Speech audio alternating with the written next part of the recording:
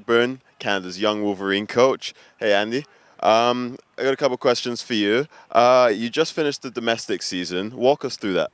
Yeah, this domestic season had the most number of teams we've had so far. There were 6 teams this year competing, and tonight 1v2 will be playing off in the grand final.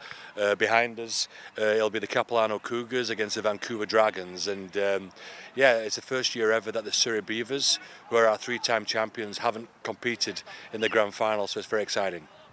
And what kind of preparation are the players having to go through just to prepare for such an occasion like this? Yeah, it's tough when you're playing on a midweek night, but both teams have got here relatively early tonight. Probably got here an hour and a quarter before kickoff, and the training behind us right now.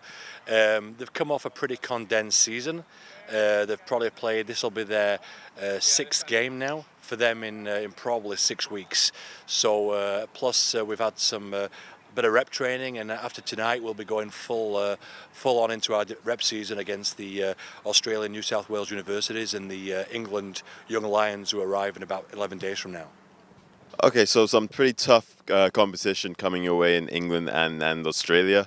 What kind of preparation are you having to do for those teams once they come? Okay, so we've been looking at all the games this season, picking the kind of guys who can compete at that level. Tonight, behind us as well, we've got the 4 teams who are not competing in the grand final. We have their players who have been selected for one of our 3 rep teams. We have the Bulldogs, which is our senior men. We have the under-23s, and we have the Canada Young Wolverines, which is about under-20 age group.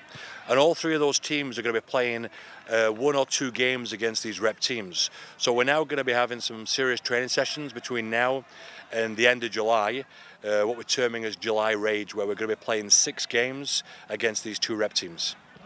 And for the future of Rugby Canada, how do you see this, like these teams coming over here, how do you see that influence in the future of Rugby Canada?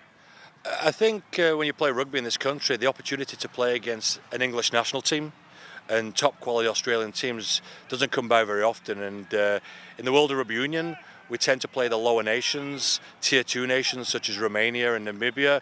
To be able to represent your country against the likes of England and hopefully, an Australian national team at some stage, that's the pinnacle of anybody's rugby career. So it's an easy sell to get players who want to play rugby against the world's best to come out and play rugby league, because they know that the carrot of representing the country against the top tier nations is exactly why they play the game in the first place.